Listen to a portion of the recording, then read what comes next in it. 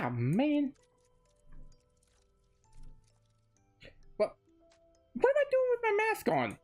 Ah, hang on. Ah, there we go. Wait, something's right.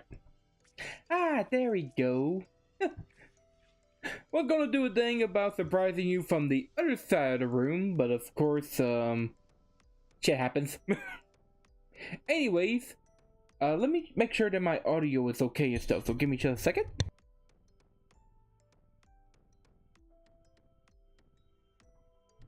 Sounds good to me, so greetings, creatures and humans alike.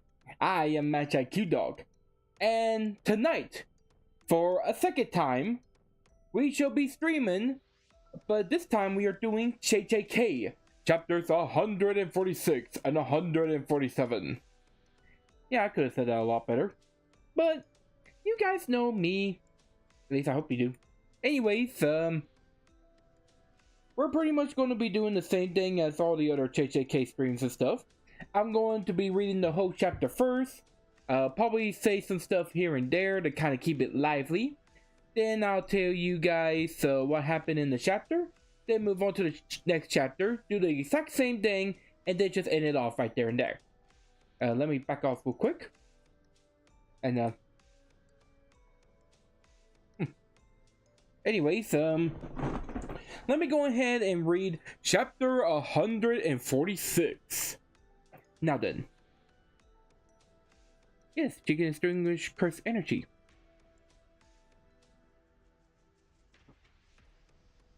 Oh, they're trying to find where she's at now. I see.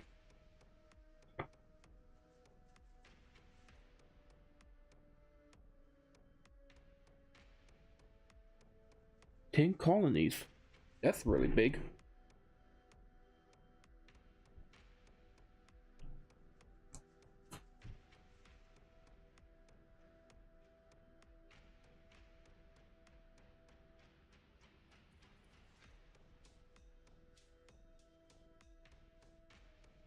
Okay.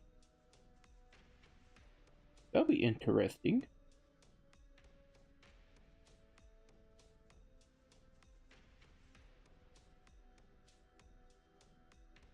Oh man, this one's gonna be more talking and stuff. I was kind of hoping there'll be,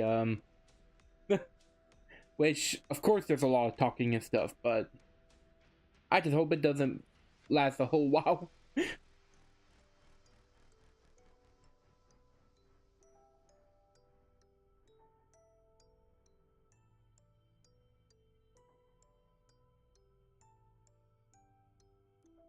The merger.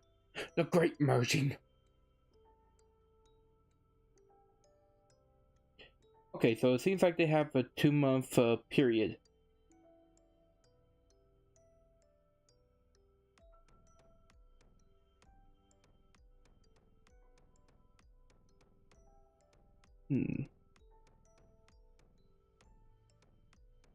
Okay, so they're going through the rules. You said everything's good.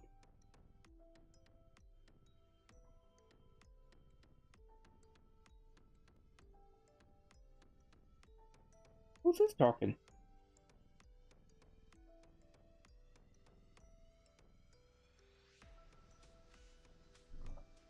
Oh, that's back my notes.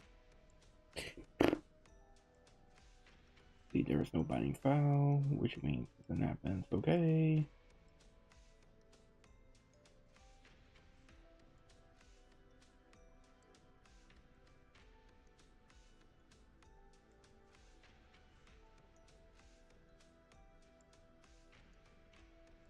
That's a good question. What about Panda? See, they're pretty much going through each rules.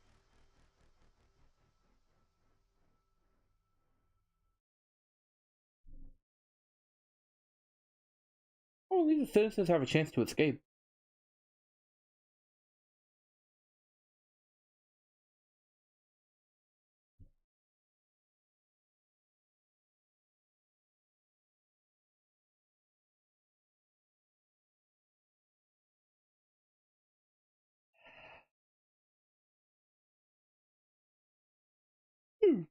Oh, that was a long yard. Oh my god. Yawn. Yeah. Let's get back to reading. Okay, 4 and 5.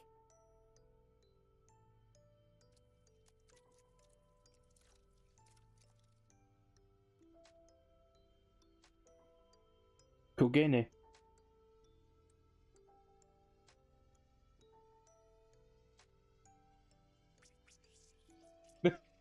Yuji.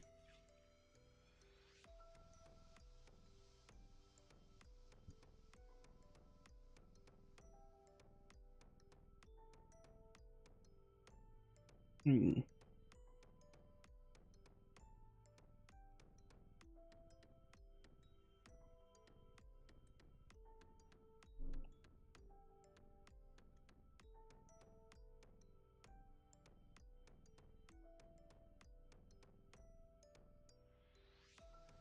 Oh, there's an 8th rule. Players still remain.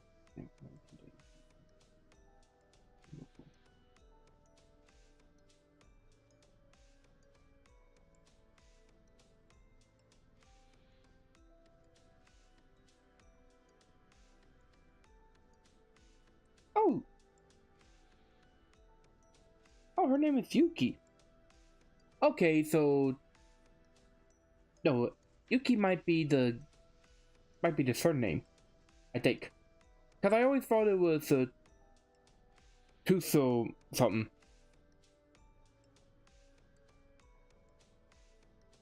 Okay, so it looks like Yuki and Chozo are gonna stay with Master Tengen. Maki's gonna go back to the Zen'nin clan.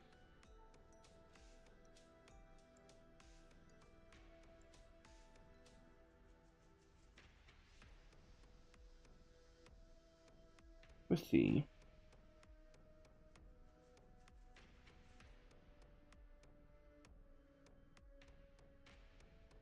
Chozo coming in workshop.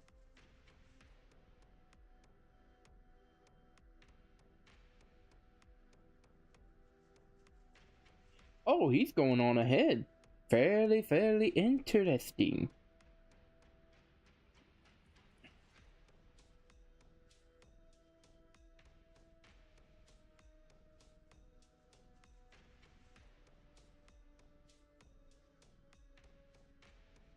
Oh, it's a Mickey.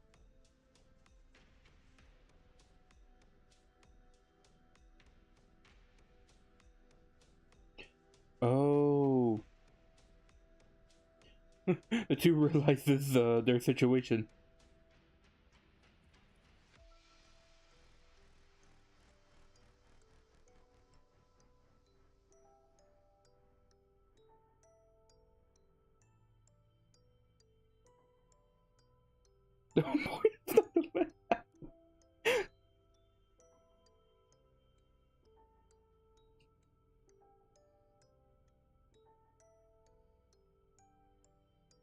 Oh, Kinji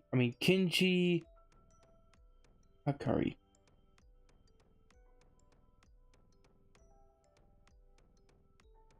Oh, he's moody.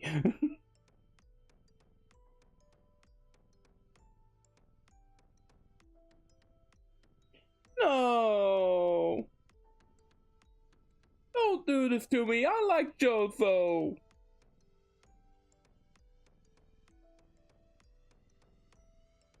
Okay. Looks like the explanations are over.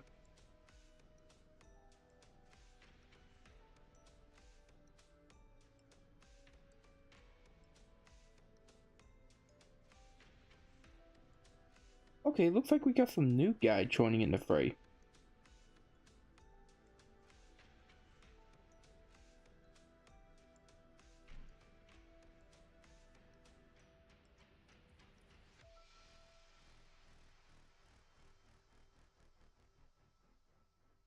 Oh, this dude kind of reminds me of the Joker killing Choke from the movie, of course. You know, the backstory and stuff, how he's not a very funny comedian. That's sad.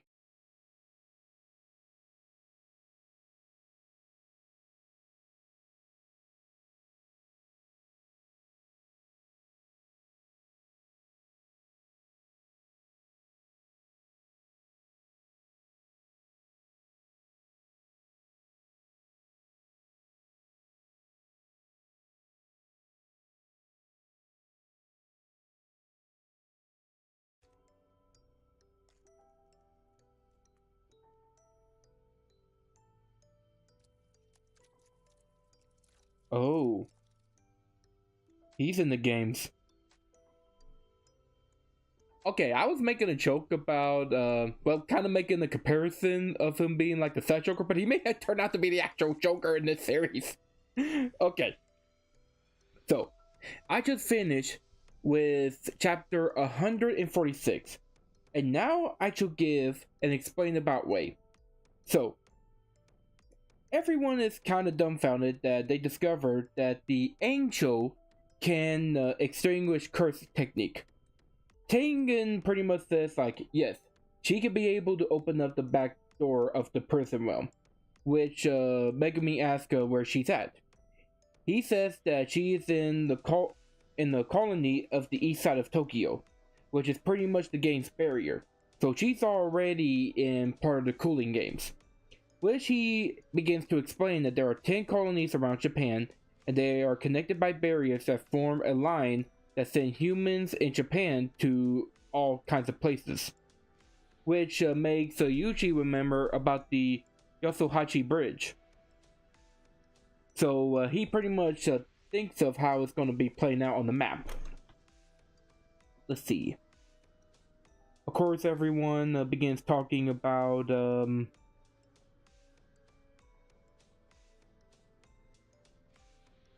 let's see, how Kodaidon's not part of it because it's a sacred area, yada yada yada. Convey to many sides, exaggerated, but first it's they're talking about like a merger thing. Let's see. Megumi asks how long the ritual is going to take to complete, which Tengen believes that it may take 2 months at least. Then they start going about the rules and stuff. Like Rule 1, after awakening a curse technique, players must declare their participation in the cooling game at the colony of their choice within 19 days. Which they remember that today is November 9th, and the players that awakened were on midnight at October 31st. Let's see. Which makes Megumi worry about his sister about participating, that she only got 10 days and 15 hours. Then there's Rule 2. Any player who breaks the previous rules shall be subjugated to curse technique removal. Which Megumi pretty much sums up that refusing in the participation will result in death. Now, I think this is Megumi's sister, as she's kind of going over about what's going on with the glasses dude. I forgot about him. He's alive. I think that's the glasses dude. Is that the glasses dude? He made it. Oh, thank goodness.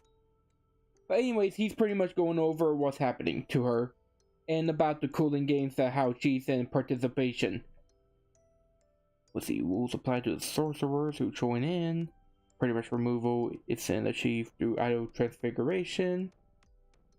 And there's no binding foul, which means something happens to the brain. They expect her to be a smoker. No, wait. I don't think that's is that the doctor? I don't know. I thought it might have been Megumi's sister since they were talking about her and stuff, but I don't know.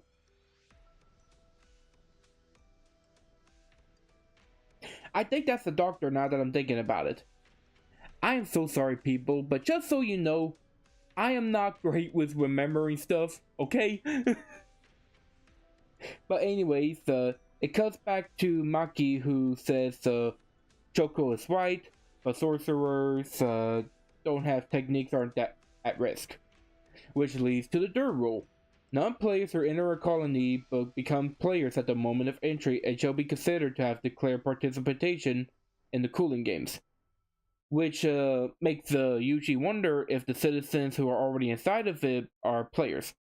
But it turns out they at least have one chance to escape. Which the others are like, oh, that's really generous and stuff. Tengen explains that there are no rules about entering or exiting colonies, and that players receive the clear objective of exiting the barrier. And that's like the stimulation of the game. And in order to confine the players, the premise that they enter of their own free will is important. So that pretty much increases and decreases the barrier's effectiveness, which Yuji realizes that. Let's see. Now then, that leads to Rule 4. Players score points by ending the lives of other players, which also points out to 5, which points are determined by the Game Master and indicates the value of a player's life. As a general rule, sorcerers are worth 5 points and non-sorcerers are worth 1 point. Which makes Yuji a bit worried and stuff. But Fujiguro was thinking of something, but he says it's nothing when the others ask about it. And they're wondering about the Game Master. Tengen says that each player will receive a Kogani Shikigami, which kind of looks like a wasper with a skull for a head, with no legs. Of course, Yuji is very distraught by this because he doesn't understand what's going on. Let's see. It's pretty much a interface, and you may think of the Game Master as a cooling game program. It's a programming. Now this also leads to Rule 6. Players may extend 100 points to negotiate with the Game Master to add one new rule to the cooling game. But players cannot add their own life value to the amount that can be spent. Let's see. This makes Yuki, Yuji, and Megumin wonder about this. They can't extract rules that already exist. Maybe there's a roundabout way to contradict it. Then that adds to Rule 7. In accordance with the previous rule, the Game Master must accept any proposed new rule unless it will have a marked and long-lasting effect on the cooling game. Let's see. So yeah, pretty much everyone is going about the rules. Pretty much gave the Master a lot of leeway, which is understandable. But Tengen pretty much says, like, you may expect a equitable decision.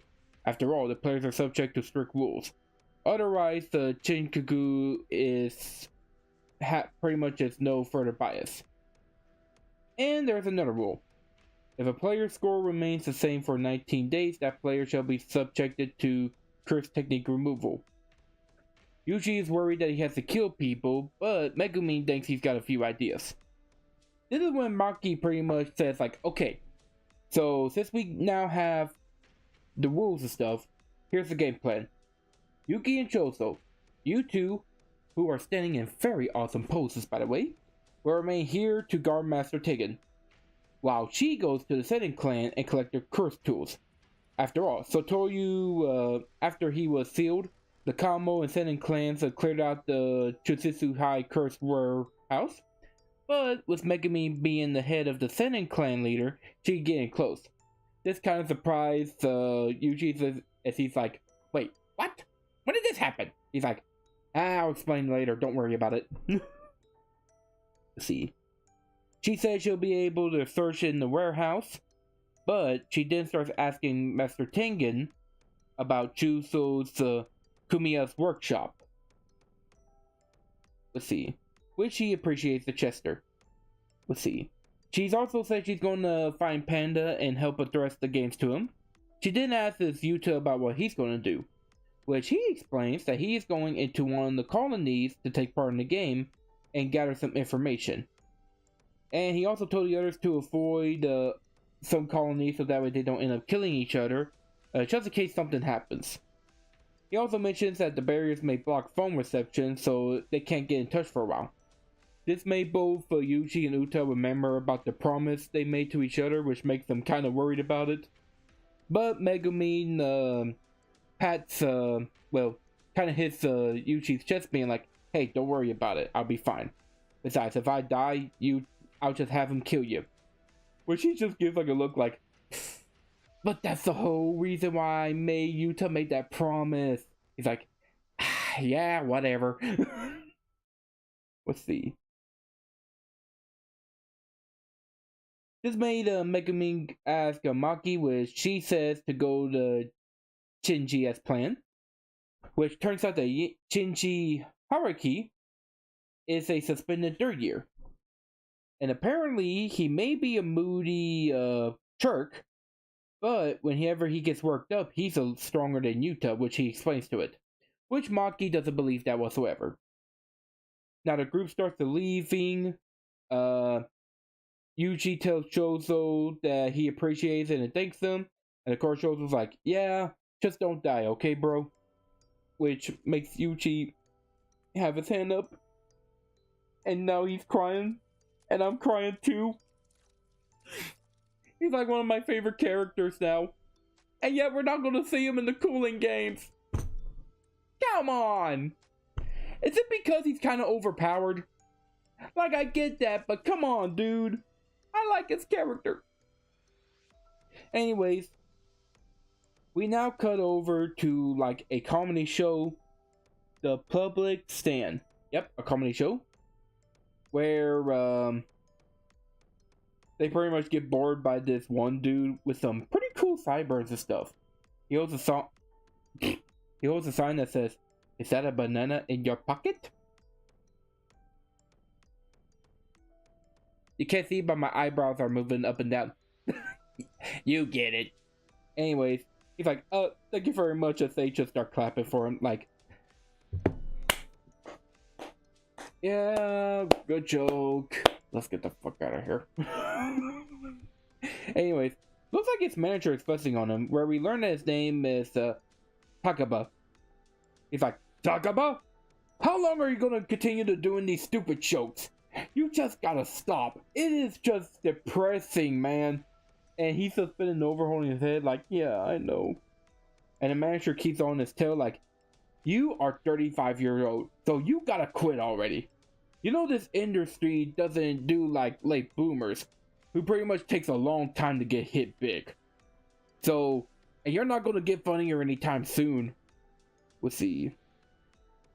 So why don't you just do us a favor and quit right now? As he starts walking out the door, he's like, this job ain't cut out for you, man. Especially here in Tokyo. We get this other dude who's reading a newspaper. He's like, you know, Takaba, I don't dislike your jokes. But it seems like neither of you don't seem to understand that guys who aren't funny can make it. This makes Takaba wonder, like, a one-hit wonder type? As he says, no. You know, there are two types of comics who will always be in demand. Those who are funny, and those who think they're funny. Where does that put me in? What are you saying? I'm not funny? Huh? You don't think I'm funny?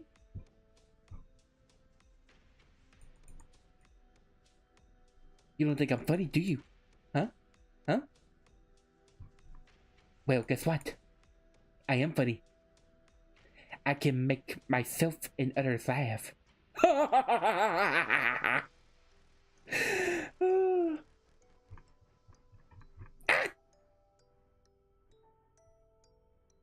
Hello.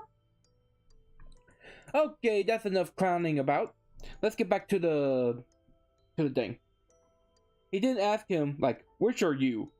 And he has like this blank expression, like he's about to snap. And he says like, I say it's about 50-50. Actually, maybe it's more like 70-30. And it turns out that he is a player, Fumihiko Takaba. I'm keeping my eye out on this dude, because I think that he's gonna be like the insane Joker type, you know? Anyways, that's pretty much it for chapter 146. Now it's time for chapter 147. If this thing doesn't crash on me.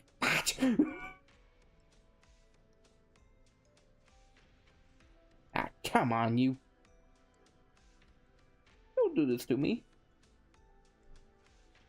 Here we go. Okay. Now then, same thing as before. Hopefully be a little faster. I just read. You guys just watch me doing nothing. May chime in every once in a while. Then we shall do the chapter reaction. Okay? Okay. Here we go. The teacher!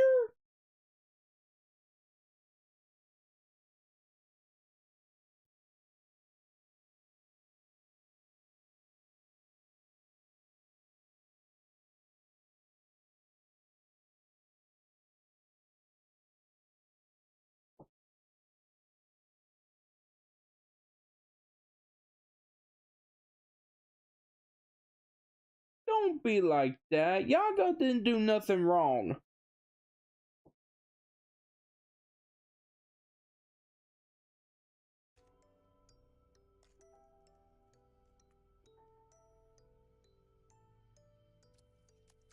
What the frick is that thing?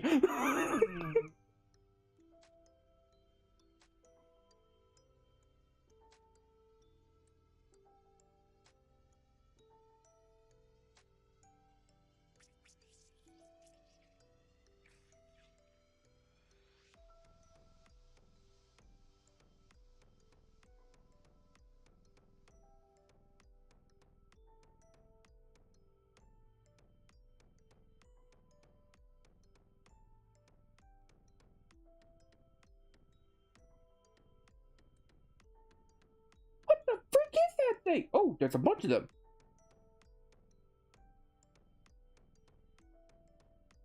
Is that all?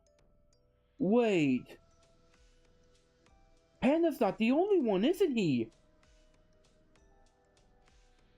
Wow, he's really got talent.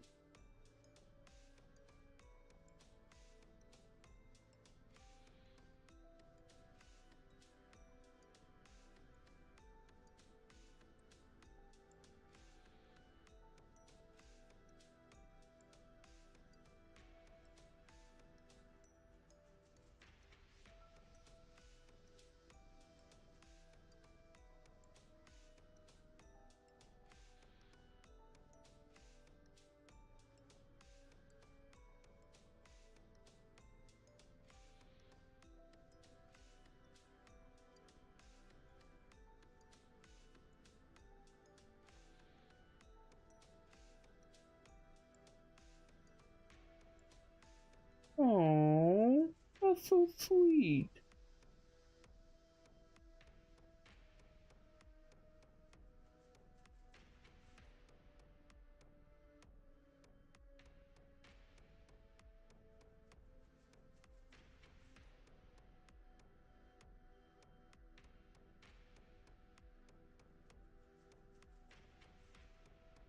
Okay, we are okay, I know what's going on. I know what's going on now.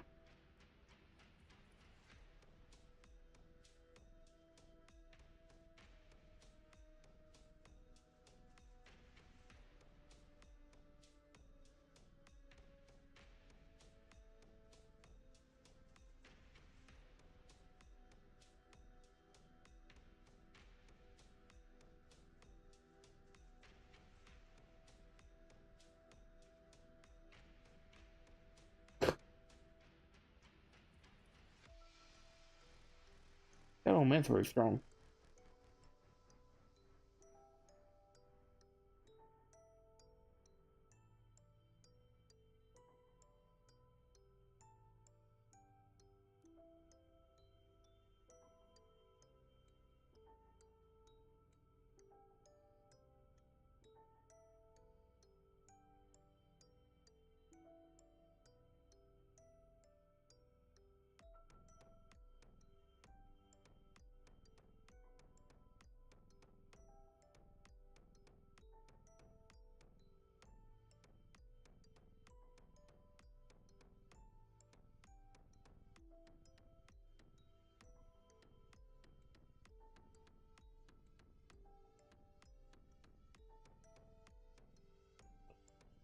Ooh.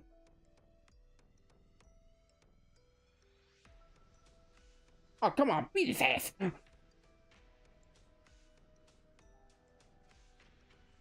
Okay, okay, I see now. I see now. He's not worth it.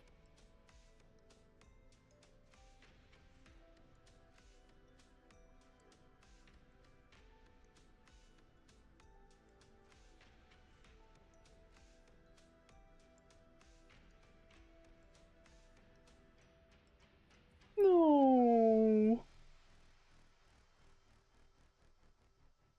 Okay. That is the end of that chapter.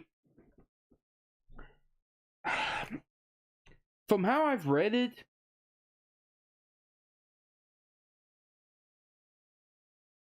it kind of seems like it's kind of all over the place, to be honest with you. I kind of thought that part of it was a flashback, but it may not be.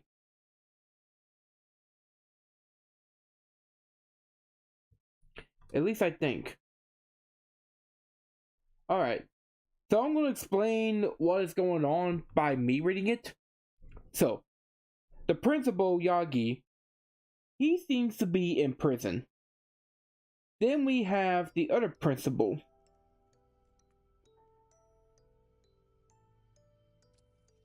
Let's see. What's the other principal's name? Give me a second. Even though I just read his name. Ganji. I'm just going to say Ganji. Anyways, Ganji is talking to the principal. And he is asking about Panda. Like, what is it? Artificial curse courses can move independently. But consuming curse energy is only supplied by the sorcerer. But that thing's curse energy can be self-replenishing.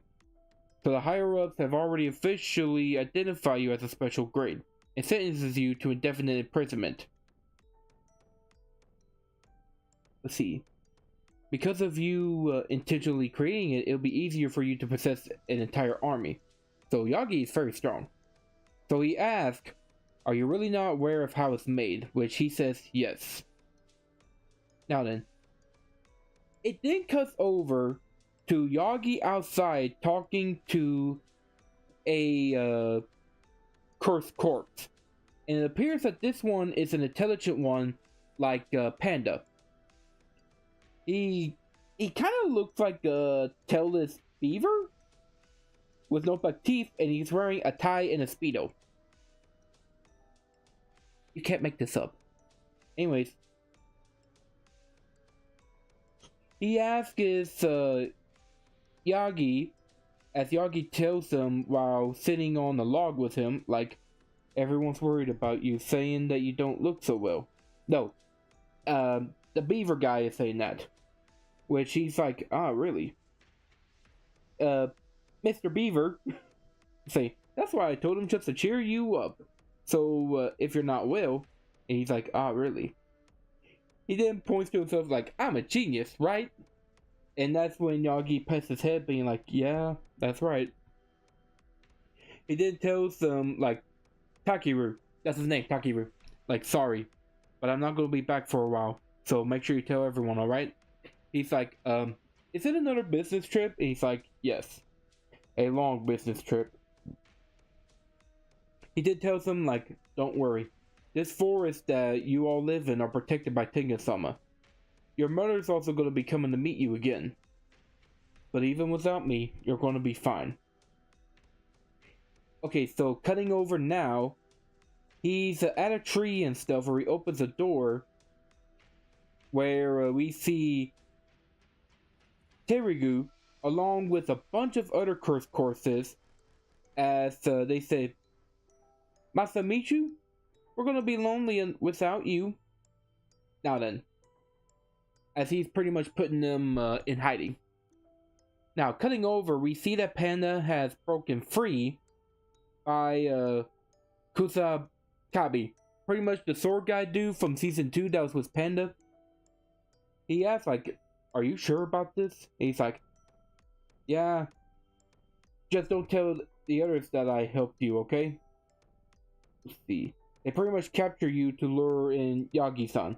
Apparently he, like, escaped or something. I don't know. But anyways, I just happen to be in this debt. Now then. So, we cut over to the forest again, where he is with his little sister that's in a wheelchair. And Yagi says, are you really okay with this? You know this isn't your nephew. It's just something that holds information about him. But, Kusakabe is like, you mean if I'm possessed over a dead person? I can't live towards the future, right? But my little sister can no longer live without support from Takiru. The past Takiru. Let's see. This is where Takiru kind of pops up saying like, is that person my mother? And he's like, yes, you're done very well. That's what I thought, said Takiru, as he's kind of hiding behind them. And he points to his thumb saying like, you know I'm a genius, right? The sister, remembering his son, jumps up from the chair and hugs Takeru while saying his name, which confuses Takeru. This is depressing, man. What the frick? Anyways, Yagi starts walking over to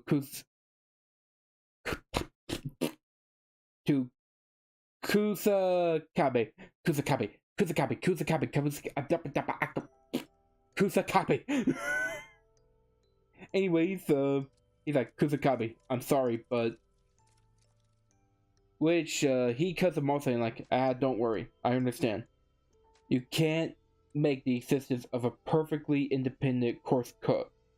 You can't make him public. So, he can't live with my sister. He starts apologizing like, I'm sorry. But he says, why are you apologizing? Thank you, really, as he starts shaking.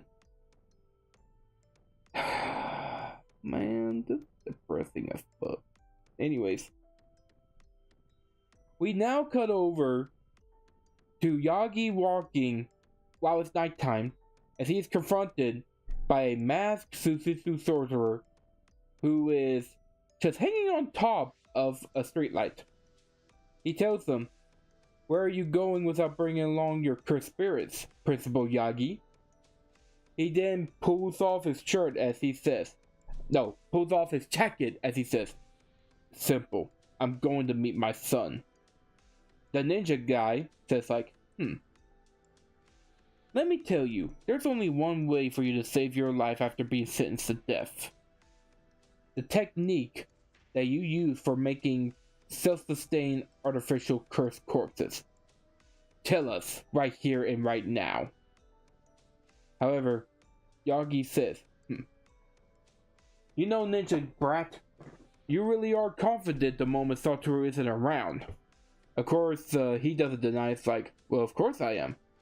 I also have an experienced sorcerer alongside me.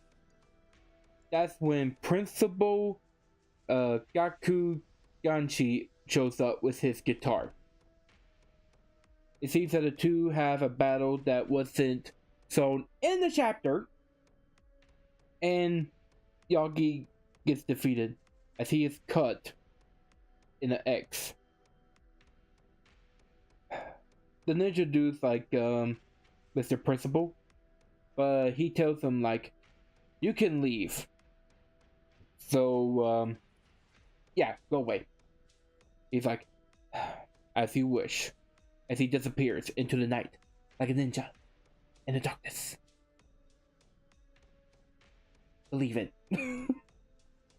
Anyways, this is where Yagi decides to tell him, like, duplicate the soul's information from the body information. Then input that information into the core of the cursed corpse. But that won't be enough. Make the cores with 3 compatible souls, then insert them into the same cursed corpse. Let them observe the other souls. And only then can the souls be stabilized and the ego comes to life. And about 3 months after that, the cursed energies will start self-replenishing. Surprised by this, Genji, I am so sorry, y'all. Genji says, like, why are you telling me this? If you would have said this earlier, you could have avoided this whole execution. But he says, it's a curse, Principal Genji. From me to you. This is where Panda shows up and sees that Masamichi has died.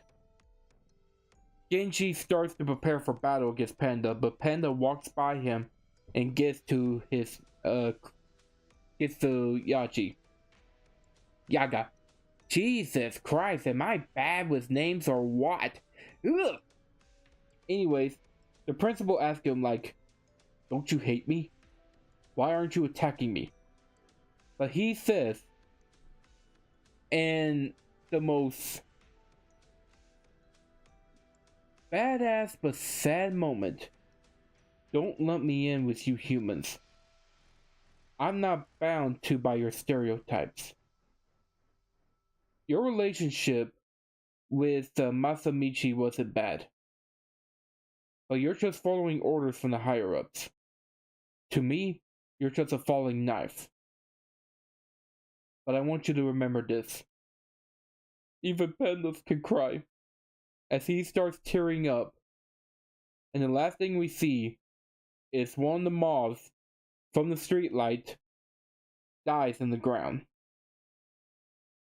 Along with a caption that says, "Father and child, the bond that exists endure tears." Oh, that one's kind of emotional. But yeah, that's pretty much it. That is the end of chapter 147, and pretty much the end of this reaction stream. So, what do you guys think? How do you feel about Master Tengen explaining the cooling games and stuff? What do you think of the new player, Fuji... What's his name? Crap. Like I said, I'm very bad with names. Let's see. Takaba. You started with a T. And how do you feel about Principal Yagi's final moments, as he was able to prepare everything for his other cursed corpses, and him meeting his untimely demise at the hands of Principal Ganchi, and Panda being a true human, even though he is not human himself? Rest in peace, Yaga. Anyways, with that, thank you all for coming on this fantastic chapter reaction stream. I hope y'all had as much fun as I did as we got to see of chapter 146 and 147. Learn of some interesting stuff, and see something very tragic. Please leave a like and subscribe to my YouTube channel, that way you're able to see more of clips like these. Also check me out on Twitter, aka X, as that's where I do my announcements and pools. And also check me out on Twitch, as that's also where I do some of my streaming. And with that, I bid this show adieu. So long. See ya. Bye bye. See you later, alligators. Okay, bye. Now then, it's time for me to leave through the other exit. Off and away!